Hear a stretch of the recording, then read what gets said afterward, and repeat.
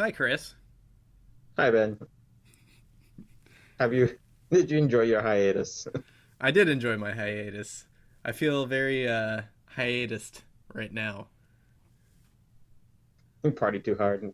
I partied way too hard, but that's okay. We're back now. We're still a little bit delayed on our westerns by the decade, so we appreciate you bearing with us. That'll probably Yeah. be next week or the week Should we after. I don't know, should we explain the reasoning behind that? Like we're not actually ditching you all. We're actually doing stuff. I don't know. Maybe they're not interested. So There are good reasons. Take our word for it. Um, so this for this mini-sode, I wanted to talk a little bit from a pop culture and history perspective. Chris, what does it mean to be Irish? from a pop culture historical perspective, what Yeah, does it mean to be what does it mean to be for a piece of pop culture to be Irish? Because I that's an was interesting thinking one of the things I observed on my vacation I went to Ireland. One of the things I observed there is that Irish culture is probably one of the best exported cultures in the world. So a lot of their cultural identity, the music and the beer and the I don't know, I guess the pubs and things that we think of when we think of Ireland, the leprechauns and all that, their mythology, all of that stuff is has been very well formed as a commodity and exported to the rest of the world. to at least the United States. Yeah. Probably Australia as well.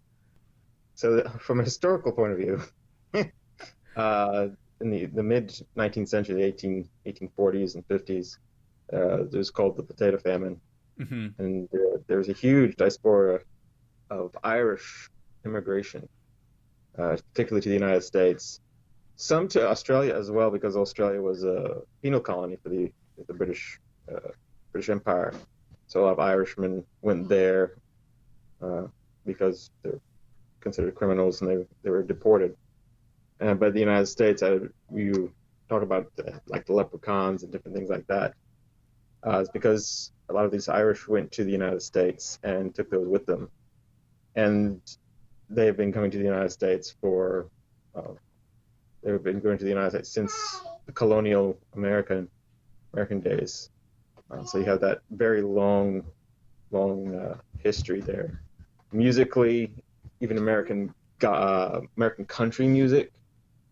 Ken Burns just did a documentary, and so he talks about the Irish and the Scots and how their music kind of melded with African American music, and now you have country and rockabilly and things like that. Mm-hmm. So I think it's because, for one thing, you have such a large uh, Irish immigration population that comes to the United States. Mm-hmm. Yeah, so many people traveled out and brought their culture with them, These are my daughters that you're hearing in the background. Uh, making their podcast debut.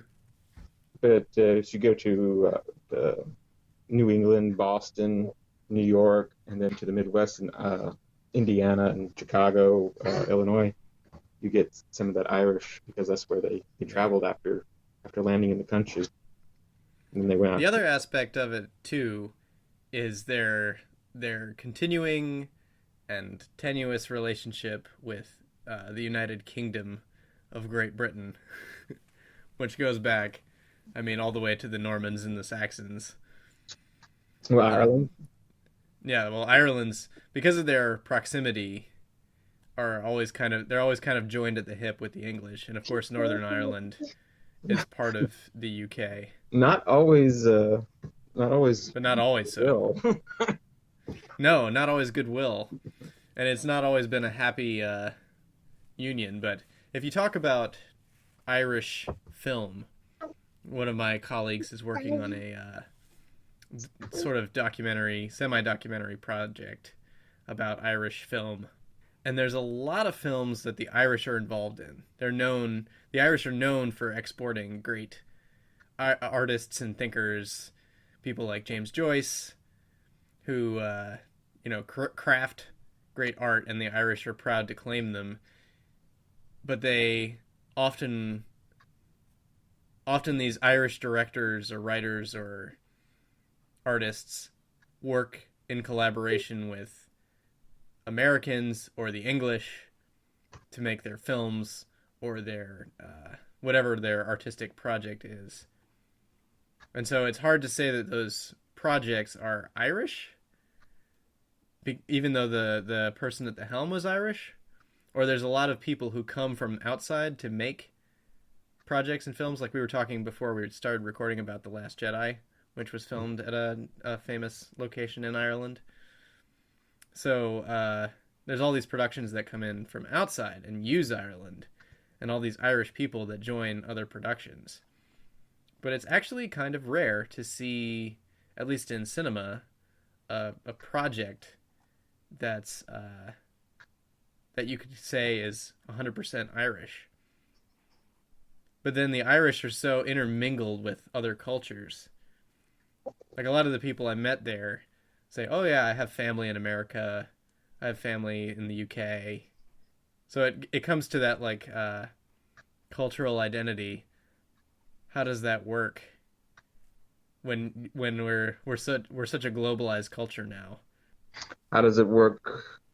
What does it mean? What does it mean to be Irish in a globalized culture?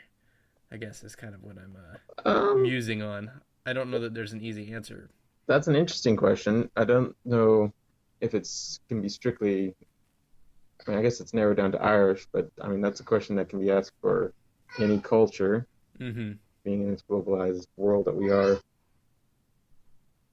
Um, well, I'm half Irish, and kind of Which is why I looking, thought you might have an interest in this yeah, question.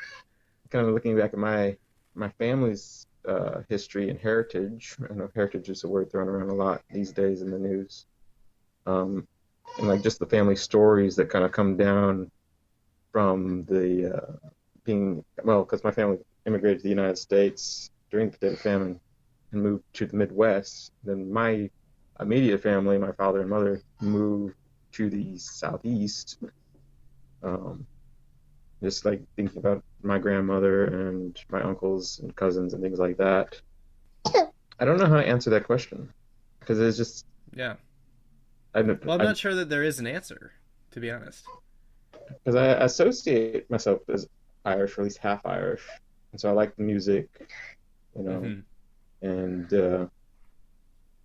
I have a big red beard, and so around St. Patrick's Day, I play it in Leprechaun. Um, but it's very Americanized. I've never been to Ireland, and you say you just been to Ireland, which I think is really cool. I'd like to go, but I don't know how to compare it to Ireland and like in Ireland, Irish culture in Ireland, like Mm-hmm. being from the Maine. Um, all I know is American Irish, which has a whole history of its own. Yeah, it's a separate kind of So, culture in its and own it's way. I guess that makes it interesting about a global culture, but also because it's so global, you have little pockets like Irish American and or Mm-hmm. Australian Irish or Irish in England and things like that.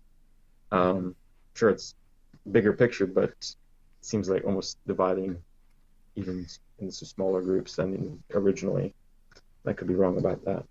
Yeah, and Ireland, the Republic of Ireland, like the rest of the EU, has seen a lot of influx of people from the Middle East, people from Africa, people from all over are moving into Europe. There's been a mass immigration into Europe because of refugee crisis and other I things, think other factors, that's economic factors. But that's the more interesting question is those peoples from other ethnic groups consider themselves Irish, or mm-hmm. are they considered Irish by people who were in Ireland?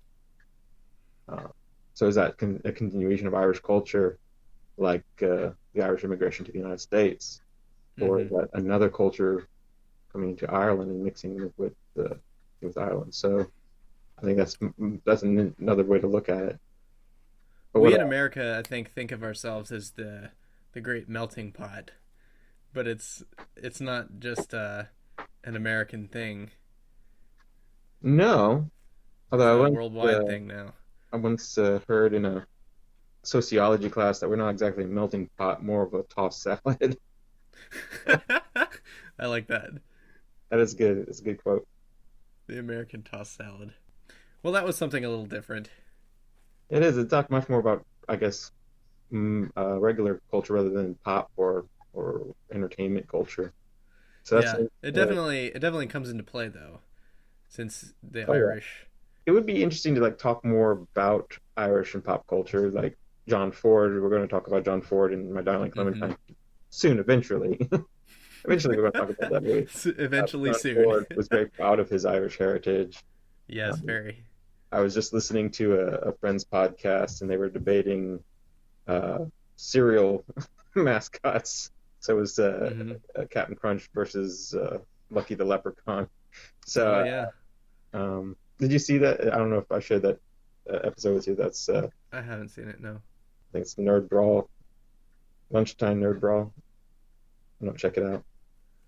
check But out Lunchtime Nerd Brawl. so there's a lot of Irish in the American pop culture. Maybe not Hmm. on the surface, but definitely kind of kind of good with just the layer underneath. Hmm. Well, thanks for listening to the Popstorian podcast. Yeah, this We was a hope you like it. little bit different. I hope you did like it. Let us know if you didn't or if you did. Keep up with us on Twitter, Uh-huh. Facebook, All our Instagram. stuff is on there, on the social medias. Thanks for listening to the Popstorian podcast. Be sure to subscribe. You can find us online at popstorian.com or on Facebook and Twitter. Tune in next time for more of the history of popular culture.